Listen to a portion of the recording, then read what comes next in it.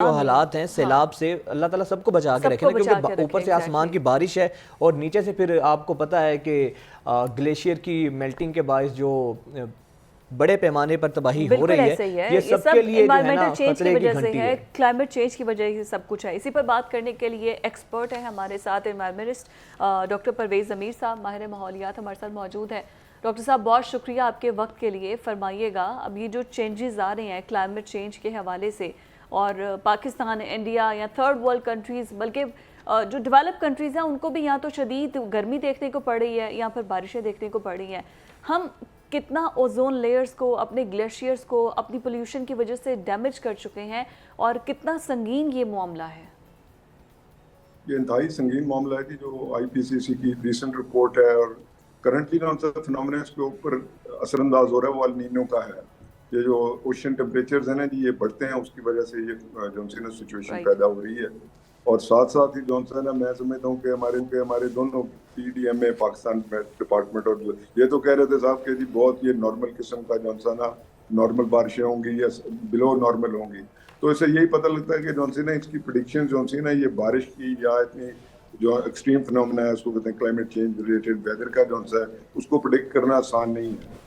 तो ये मैं तो इसको क्लाइमेट चेंज के साथ ही कहता हूँ कि जो दुनिया के तमाम रिकॉर्ड्स हैं जुलाई के जो है ना जी, वो टेम्परेचर के टूट गए हैं पूरी वर्ल्ड वाइड। ये है, सिर्फ यहाँ पर नहीं है कि सिर्फ साउथ एशिया में ये प्रॉब्लम है, ये वर्ल्ड वाइड है।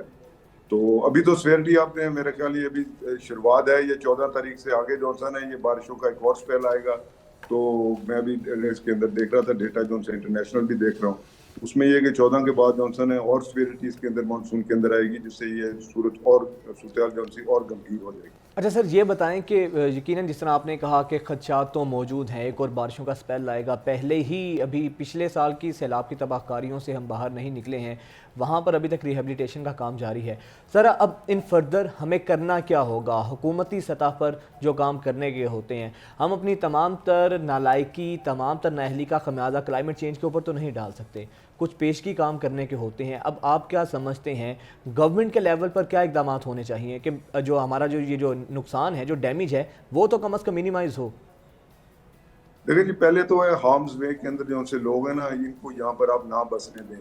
ये जो दरियाओं के अंदर हमें सब पता है कि जनाब ये फ्लड रिपीटेडली आ रहे हैं, लोग अभी भी दरियाओं में काश्त भी करते हैं और उसके ऊपर अपनी जो घर वगैरह वो भी उसके अंदर बनाते हैं। इन्होंने एक घर जो है ना वो दरिया के साथ में को रखा होता है, एक कहीं और दूर में रखा होता है। जो अपना इनका ये घर है उसको ये छोड़ने को तैयार नहीं। जैसे भी आप देख रहे हैं शकरगढ़ या उसको कहते हैं जो है दूसरे जसर के पॉइंट से जो है रावी के अंदर एंटर हो रहा है, वहाँ लोग घर छोड़ने को तैयार नहीं। यही हाल जो है त्रिमू पर होता है, यही उसके दूसरे जो मार्जिनलाइज ग्रुप्स हैं जी, इनके अंदर आप वो इनको इंश्योर करेंगे जी, हम इसमें अलाउ नहीं करेंगे कि जौन सी ना हार्म्स वे जौन सी एरिया है ना जो रिवर्स के अंदर रिवेरियन बेल्ट है उसके अंदर हम जौन सा ना आपको जाती है, असल में फ्री लैंड होती है, उसके अंदर जाकर आप काश्त कर लें। जैसे लाहौर रावी के पास आप देख रहे हैं सारा चारा वगैरह लगाया होता है, अच्छी बड़ी बिजनेस चल रही है।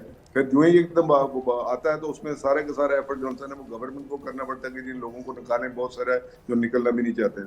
देखिए इंडिया डॉक्टर ने साहब, जो आपने सूरत इतनी बनाई भी नहीं अच्छी बात की तरफ निशानदही की है कि वाकई जो दरियाई ज़मीन है उन पर कब्जे कर लिए जाते हैं, वहाँ पर कब्जे के बाद वहाँ पर ज़मीनों पर हाउसिंग सोसाइटीज़ बन रही होती हैं, और फिर उसके पास पास जहाँ से दरिया का रास्ता है वहाँ पर कच्ची आबादियाँ बना दी जाती हैं। यही तो पेशगी इंतजाम है जिसका हम जिक्र कर रहे थे कि ये ऑलरेडी अगर ऐसा ना होता तो फिर पानी का रैला गुजर जाता, आबादी को शायद उससे फ़र्क भी नहीं पड़ता। हमने तो पूरा प्रोजेक्ट, रूडा प्रोजेक्ट जो हमने शुरू किया है वो ही कंप्लीट नहीं कर पा रहे हम, फिर उसके बाद हमारा होगा क्या आगे? अभी इंडिया के अंदर भी यही सूरत हाल है। आपको क्या लगता है कि इंडिया अगर मज़ीद पानी छोड़ता है तो ये किन रास्तों से रावी और सतलुज के जाते हुए कितनी की तबाही मचा सकता है मज़ीद? और जो आपने बारिशों का हाईलाइट किया कि मज़ीद बारिशें जब होंगी तो ये क्या मानसून, प्री मानसून की बारिशें होंगी या उससे भी मिकदार में ज़्यादा होंगी मामूल से? देखिए जी, तीन चीजें हैं। पहली बात यह है कि इंडिया पानी छोड़ता है या नहीं छोड़ता। इंडिया एक फिक्स्ड उसकी जौन से ना इंफ्रास्ट्रक्चर उसके ऊपर है, जौन सा इसके ऊपर बगलियार से ले लें आप, ये जौन सा नीचे पर आता है